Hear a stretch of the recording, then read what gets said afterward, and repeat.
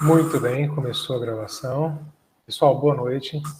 Estamos aqui para mais uma revisão da nossa segunda avaliação.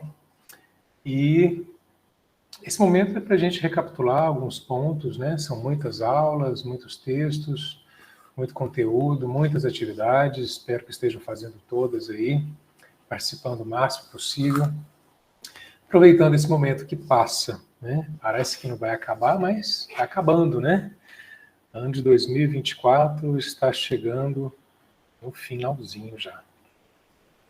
E essa revisão aqui é para a gente recapitular um pouquinho do que a gente já viu, do que vocês já assistiram nas aulas, né? E exercitar também no final da revisão, como a gente gosta de fazer, pensando em algumas questões, né? Como analisar uma questão, como a gente deve se colocar diante de uma avaliação.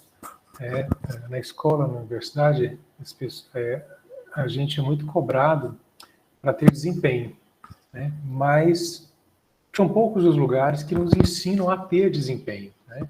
Quando a gente vai ler um texto, né? Como ler esse texto, quando você vai estudar, como você... Então, esse como é muito importante quando a gente vai estudar e tem um posicionamento mais, como se diz, mais crítico, né, diante de um momento de estudo, mas também não só nessa perspectiva, mas também de uma forma mais analítica, né, de como você deve interpretar o texto, a leitura e tudo isso. Certo? Então é isso. Então, o tempo da nossa aula é a revisão da A2. Vamos dar continuidade a isso então. Como a gente vai falar de alguns assuntos de forma mais ampliada, não vamos aprofundar, vamos só recapitular um pouquinho, a nossa disciplina, a essência dela é que as pessoas têm uma educação em direitos humanos. Ou seja, ela não é efetivamente, né, uma disciplina que vai discutir em profundidade, né, os temas envolvendo os direitos humanos. A gente tem uma parte histórica para você entender de onde vem, né, da sociedade, as questões envolvidas nos direitos humanos, e nós temos uma parte em que vimos várias etapas, né, dos direitos humanos e o que cada etapa ali discutiu, então. Isso você vê nas discussões de hoje, nas políticas públicas de hoje. Por isso que a disciplina trata de educação em direitos humanos, ou seja, que o gestor tem uma experiência, tem uma capacidade de buscar novas informações relacionadas ao tema, né, estar, de certo modo, ter uma noção, de certo modo, diante do assunto, para não ficar somente no senso comum ou para fazer análises mais rasas sobre o tema. Então, aqui você vai ter uma noção mais interessante sobre o assunto. Então, a importância das conferências mundiais de direitos humanos. As conferências mundiais, elas foram importantes quando a gente trata... Tem um risquinho aqui na tela, é? Apaguei, né? Pronto. O teste que eu estava fazendo aqui. Elas foram relevantes porque elas foram marcos recentes do que se discute sobre os direitos humanos. Então, cada conferência cria políticas nacionais e internacionais. Teve a de Viena, em 93, que reforçou a universalidade dos direitos humanos, ou seja, são universais, indivisíveis, interdependentes e interrelacionados. A de Durban, de 2001, destacou a importância da luta contra o racismo, a discriminação racial, a xenofobia, temas que ganharam relevância global e se traduziram em compromissos e políticas concretas. Por que é importante a gente ter essa noção? A gente vê de onde surgiu estas discussões. Hoje em dia isso é muito falado, né, nas políticas, né, no Brasil, no estado do Tocantins, na cidade onde você vive. E como isso chegou até aí no interior do Tocantins? De onde vem essa discussão? Então é a partir daí que a gente tem uma visão, né, mais ampliada do tema. Próximo aqui. Então, a Conferência de Viena, né, que tratava da universalidade dos direitos humanos, ou seja, a Conferência de Viena reafirmou que todos os direitos humanos são universais, indivisíveis, interdependentes e interrelacionados. Né? E aí foram levantados temas relacionados a essa conferência, como a autodeterminação dos povos, que isso você vê de forma mais comum. Mas imagina só falar disso em 93, né? Não era uma coisa tão comum como a gente vê hoje em dia nas discussões, nos meios publicitários e nas políticas atuais, né? A importância da cooperação internacional, né? Você vê os acordos que os países vão assinando, acordos que às vezes até o próprio Estado assina com outros países, direitos humanos das mulheres e crianças, a proteção de grupos vulneráveis e direito ao desenvolvimento. Pois não, Carolina. Pode falar, professor. Professor, o microfone está dando uma... atrapalhando, né? Tá bom, eu vou segurar aqui então. Na hora que eu penso em tirar, só que eu não consigo ouvir vocês, né? Vou segurar aqui então para ver se melhorou quando eu seguro aqui assim. Melhorou sim. Tá bom. Não pode nem mexer esse microfone.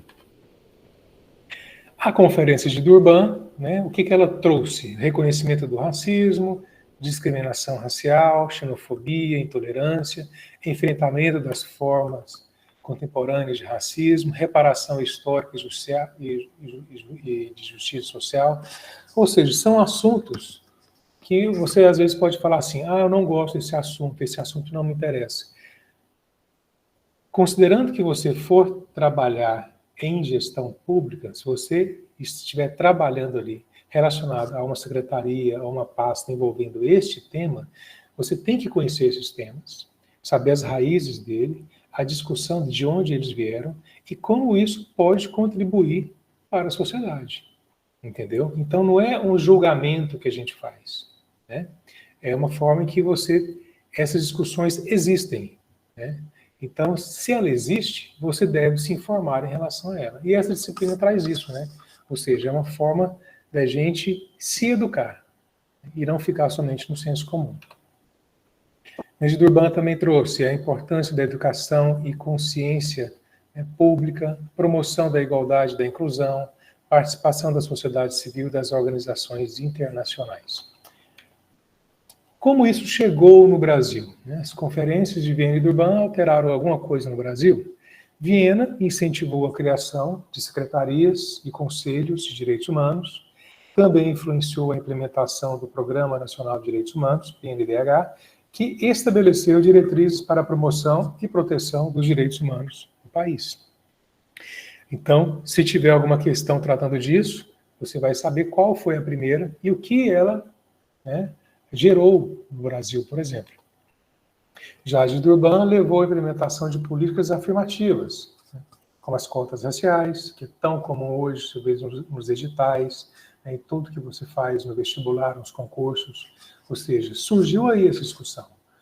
Como as cotas raciais em universidades e serviços públicos para promover a igualdade de oportunidade para afro-brasileiros e outros grupos marginalizados. Então é daí que surge essa discussão e essa noção importante para o gestor. Um breve histórico, né, do Programa Nacional do Brasil. Foi lançado em 96, durante o governo do Fernando Henrique Cardoso, e surgiu como resposta às recomendações da Conferência Mundial de Viena de 93. Né. Tinha como objetivo estabelecer diretrizes para a criação de políticas voltadas para a promoção dos direitos políticos, econômicos, sociais e culturais. Ou seja, focou na proteção das minorias, no combate à violência e promoção de justiça social.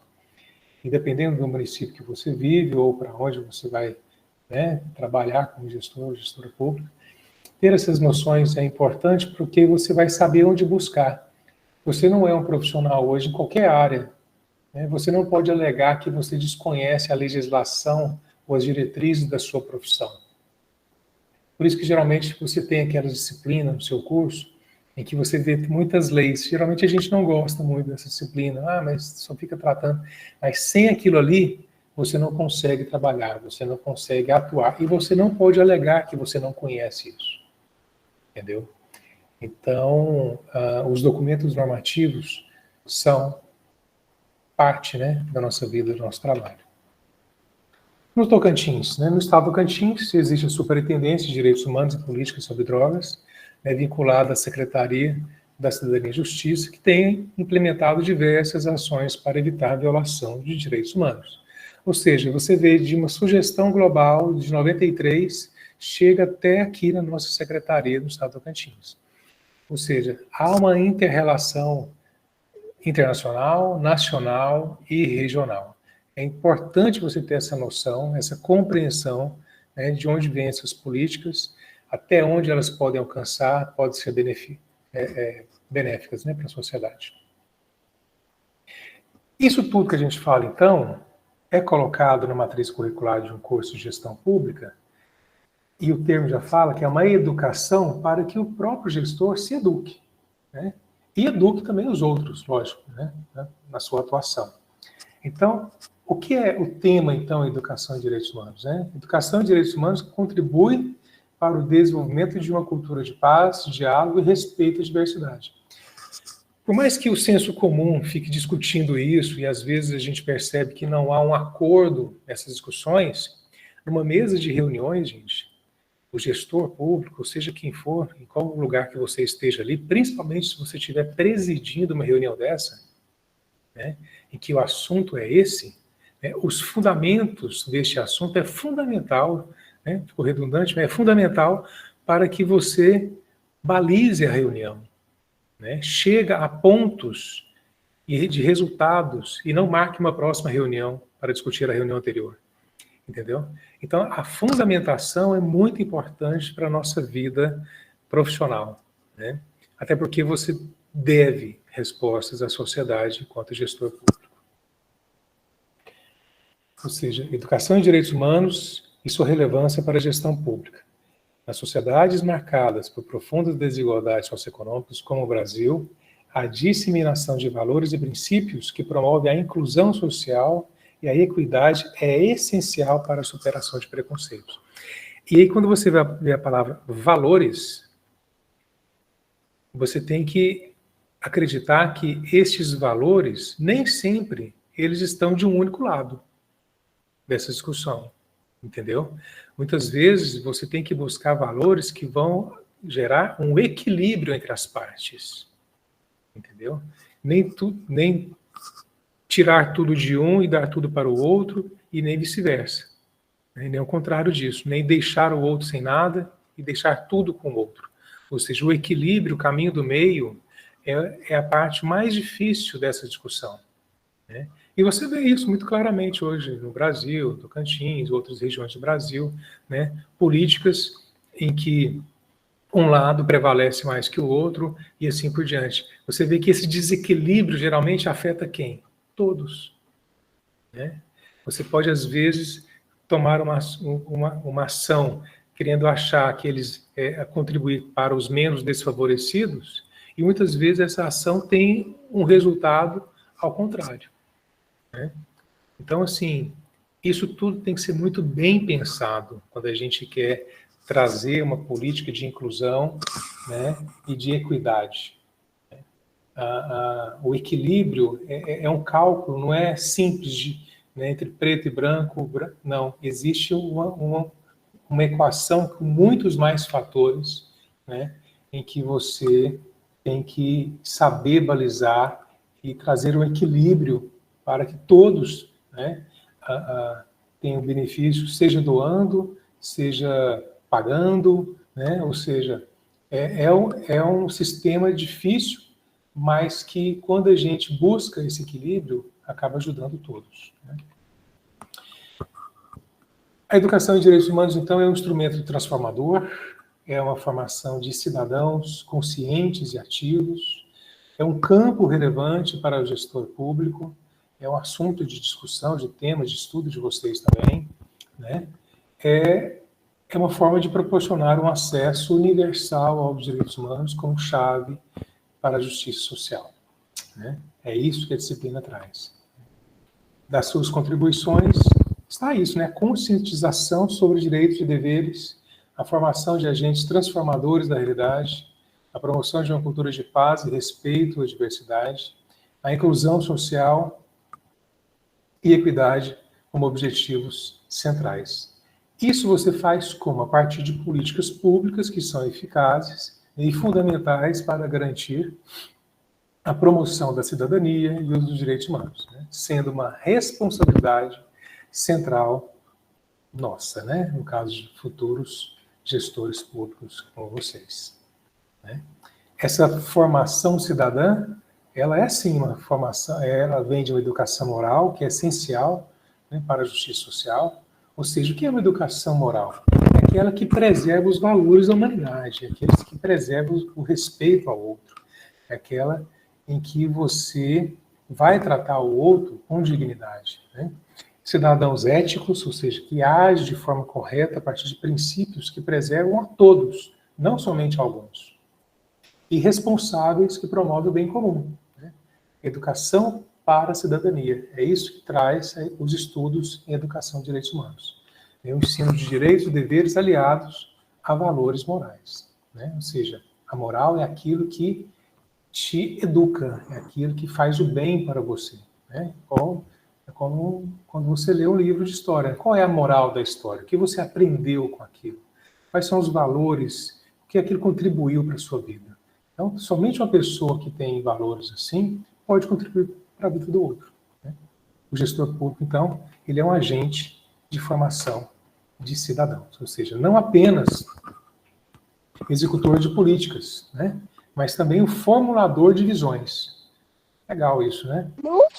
Garantir que a educação em direitos humanos valorize as tradições culturais, ou seja, isso é muito comum, né, no interior, em que, por mais que aquele lugar precise de mudanças, precise de ser modernizado, melhorado, né, você tem que preservar aquilo que também caracteriza aquele lugar. É isso que quer dizer, né? Uma valorização das tradições culturais, mas melhorando a condição de vida do outro. Então, uma atuação ética e transparente para promover a equidade, compromisso com a formação de uma sociedade justa e coesa. E para a gente finalizar essa apresentação, né, o gestor público deve integrar direitos humanos e tradições morais. A educação em direitos humanos deve formar caráter, né, de forma ética. A formação de cidadãos comprometidos com a justiça social é o caminho para uma sociedade mais justa. Ele traz ali a responsabilidade, né, na construção dessa sociedade. É uma disciplina que traz muitos valores, né, gente? Para a gente não ficar somente preso a discussões polarizadas como tem hoje em dia. A gente deve estar acima disso, né?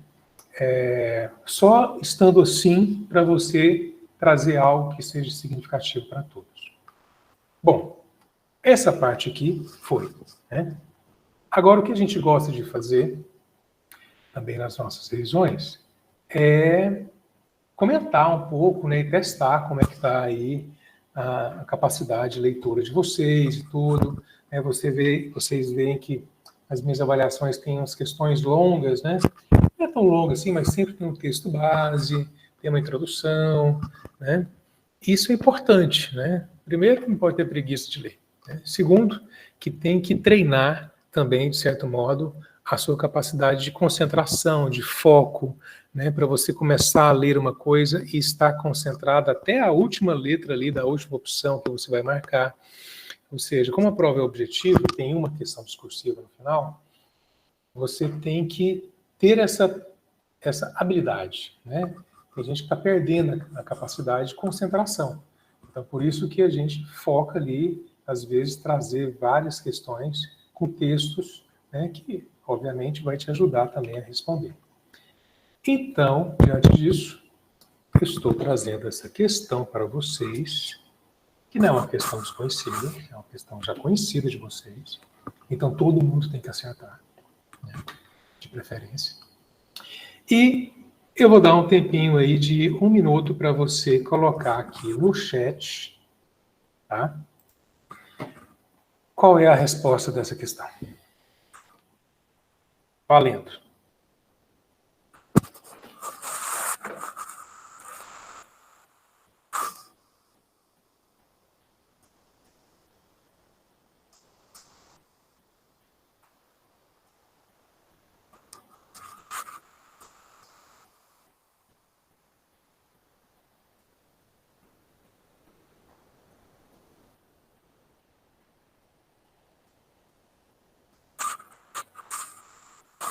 ser? Ana Vitória.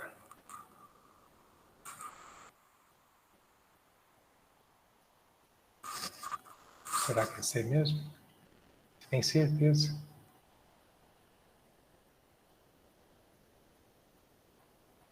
B.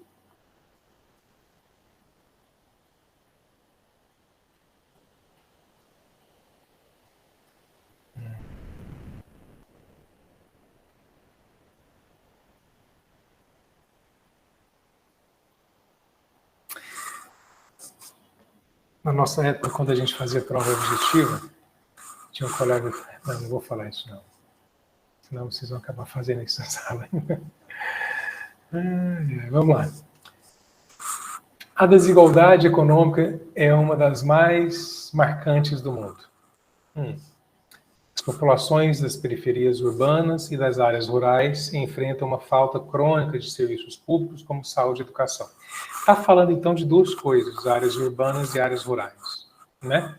Então, sobre esse fragmento, é correto afirmar que a desigualdade social no Brasil é superada em áreas rurais? Bom, ele não está falando que é superada em áreas rurais, não, né? Está falando que é um problema nas áreas rurais. Então, não dá para ser letra A, né? Onde há maior acesso a serviço, não. B, vamos ver a B. A desigualdade econômica afeta diretamente o acesso a serviços públicos essenciais. É verdade. Como saúde e educação. É verdade. Sendo mais evidente em áreas urbanas. É verdade.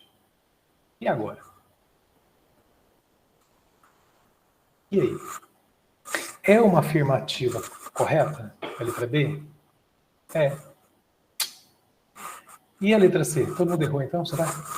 A exclusão social no Brasil, tanto em áreas urbanas quanto em rurais, está relacionada à falta de investimentos em infraestrutura e serviços públicos de qualidade. E aí?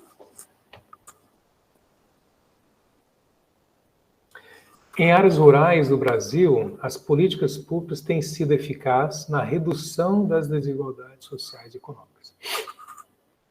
A falta de serviços públicos não afeta a população, não. Também não, né? Então, letra A e letra E ficam ruim mesmo, né? Não dá para marcar nem A nem E. Então, mas o enunciado, ele trata de quê? De população, as populações das periferias urbanas e das rurais. Então, a opção correta é a opção da questão. A questão, ela não traz verdades universais. É aí que você... E eu já sofri muito com prova assim. As boas questões, né, essa aí nem é tão boa assim. As boas mesmo, as mais aprofundadas, todas as opções A, B, C, D, E são corretas. Todas são corretas. Todas são afirmativas corretas. Não tem uma pegadinha, não tem uma mentirinha, não tem. Mas qual é a correta da questão? É aquela que está relacionada, completamente relacionada a quem? Ao enunciado. Então, essa interpretação, ela é complexa, mas quando você revela ela, assim, sabe disso, aí você vê que aquilo que pode ser verdade não é a opção correta para a sua questão. Né? E aí é a hora que você vê que a opção correta é a letra C. Entendeu? A exclusão social no Brasil, tanto em áreas urbanas quanto rurais. O que fala no enunciado? Áreas urbanas e áreas rurais. Está relacionada à falta de investimentos em infraestrutura e serviços públicos de qualidade. Se sobre o fragmento acima é correto afirmar isso? É. Sim. Certo? Então, é confuso, mas você tem que ter isso, é que eu falei no começo da aula. A gente é cobrado a ter desempenho, mas a gente não sabe como chegar a um bom desempenho na escola. A escola não ensina isso pra gente, aqui também, né?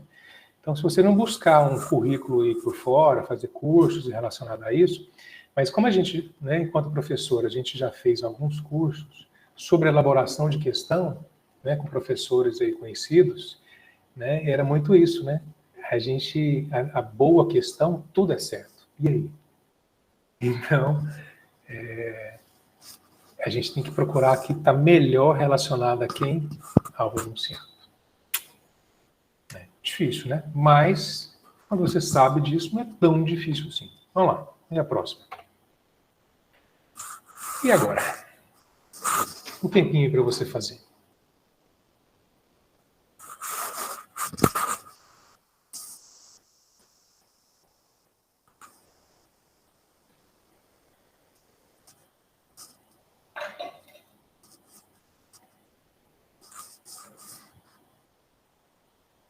Essa aí é chupetinha de ouro, facinho, né?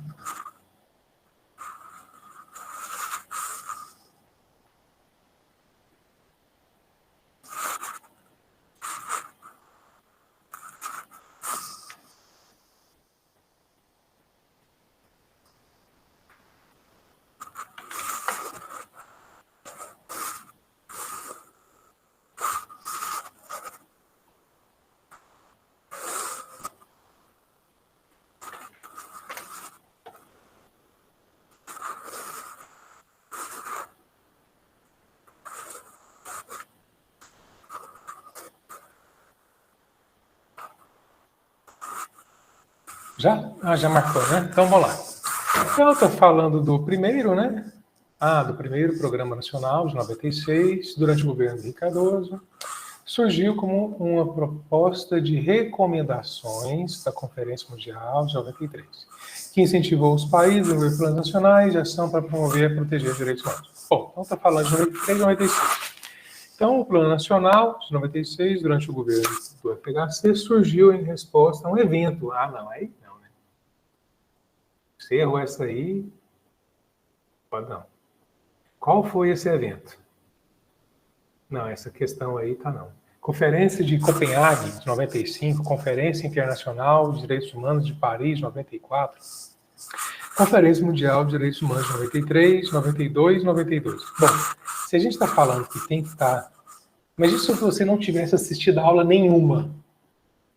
Eu faço porque a gente vê isso. Mas imagina só, nenhum, nunca viu isso. Sabe aquele concurso que você entra ali, assim, boiando mais do que tudo?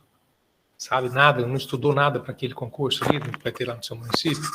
Aí você pega um assunto desse, que não é um assunto muito comum, assim, estudar, né, essas questões, assim, históricas dos direitos humanos. Mas você vê, tem um enunciado aí, facinho, fala de 96, 93, Viena. Aí o comando da questão fala de 96 de novo. Entendeu? Só tem uma opção para você marcar aí. Não tem outra. Entendeu? Não tem. Se você não sabe nada do assunto, você vai conseguir marcar a letra C, com certeza. Será que é a C mesmo? Entendeu? É esse o princípio. Tá? Não quer dizer que você não vai estudar. Você vai estudar sim. Para a prova.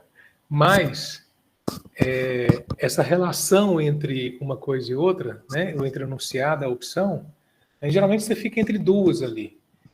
Mas eu já tive colegas, professores de língua portuguesa, né, exímios, né, analistas, né, de textos, né, professores, né, de muitos anos no pré-vestibular, né, que analisam muitas questões, né, que eles já vi o cara ir para uma prova e só de interpretar o texto, ou seja, não saber o conteúdo, ele sabia qual era a resposta. Isso é estudo, treino, né?